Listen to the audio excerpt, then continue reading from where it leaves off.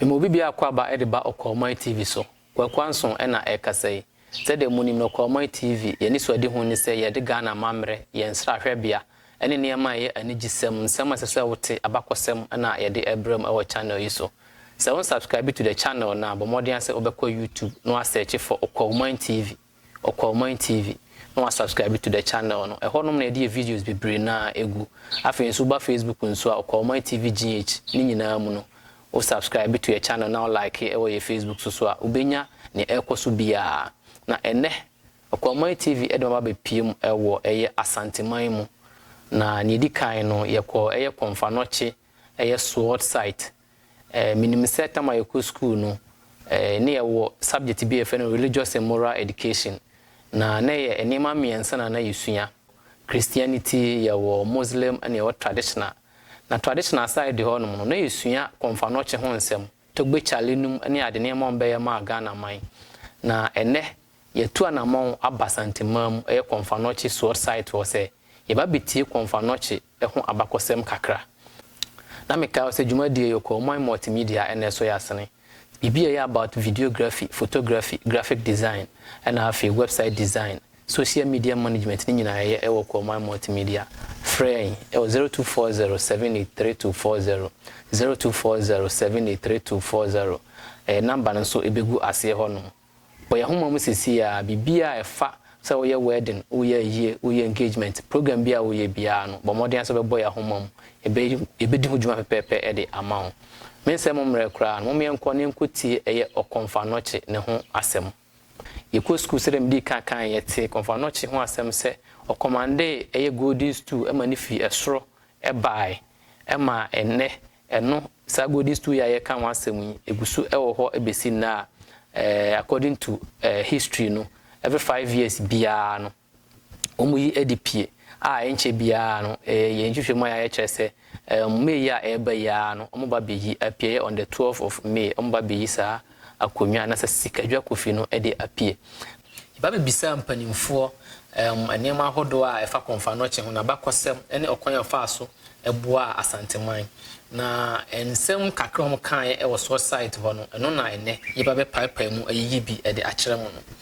ne di kan no ye senka ye betwa eyemfoni anase ye betwa video kakra akyere mu na so mpanimfo amaye ho kwan esanse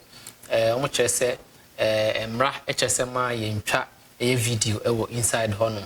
nti unfortunately ntimi antwa e video no amfa amre mu na emu pictures de omo me twitwa na so sword nankasa de yantimi antwa Okomfo Anokye obi a ye wo no ewo ukugwa na ukugwa no ewo eye okuapeman mu na ba be pie mu ewo Asanteman mu e de nkabom ebae na sa site ya yegina ya Okomfo Anokye sword site ha no aha na o plant eye sa eye sword no the year 1695 na o calculate ana chese edi mfie be se 329 years eni o de sa sword yi ehye ha no na se be di kan na so ma man kwa me ntwa video ni ntino me yese me ye ho hwehwem kakra ewo internet ni so na me ko hu se ebra na mpanifo ma kwa mu mutwa no eye ho mfoni bi ebeda nti se wo screen ni so amede atoso se wo hwe animu na se de epi osoro na mpanifo che se de ehase no ade a ewa yie pa esen de ewo soro no nti bra ode eye sa sword ehye from no obi ti se Muhammad Ali eba se nkopesenka obetu ehwese no kwasem na omoka se obi antimi ntuna nanso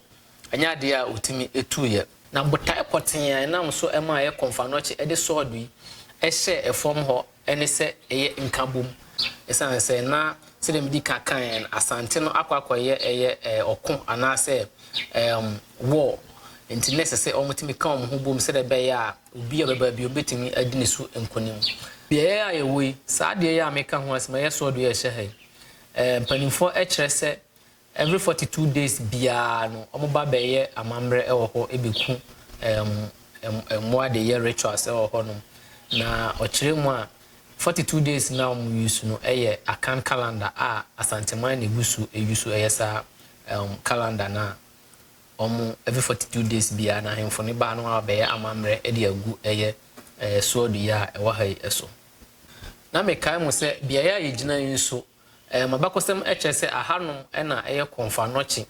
commande the Golden Stool ye fancy kadwa kofi no ema no ebaae ene asantefo esom no no saa bie ya ne yeginan honom na Okomfo Anokye commande ye Golden Stool no Okomfo Anokye esan so etoa so ehye nkom se biaya ode akofran ahye nipa ahodro ebefi miemie aba beje ayaresa ewa hanom eno nam so ema empana before 1954 no na nkofo ba honom eba beje ayaresa ai bi kura timi ba ho bewo ene ade nyina eno ene nam so ema omo yese ne sese omusi hospital edefa baabi a sword no ewo no enam saa yenti construction company bi from Jiwaka Insulator eba besi hospital yi ewo Okomfo Anokye sword site hanom enu ntine ma yeto ahanom edi G eno abusuade ba akwa Okomfo Anokye esan elema asanteman atade ya ehye opemsoyi na banifo HSS saa atade na bakosem kakra no idin ankasa de batakari kese na atade bi Okomfo Anokye ankasa na epamye na odenima bi etese gold silver enom ne sede enom ne ade na keka bo mu a bulletproof na edema asante hene na ade sa batakari kese ya meka ho asemu awo honom over 300 years enie na atade ne sede ete no emfa ho ne sede ye kese na wotenten na wotietiate bia wo sha eno ebefa pepepepepe abusano achi na omode sword bi ekire yen eno no nana mpompo nso hene na ya kita sa sword no sword bi a ewaye pa na amu kire se eno na ohene bia na asante hene bia obabetena akunya ne so bia no na odi swai ekire asanteman ansa na obabetena akunya ne so nti very powerful sword pa ikita nana mpompo nso hene obehu ewo mfoni ya yede akire mu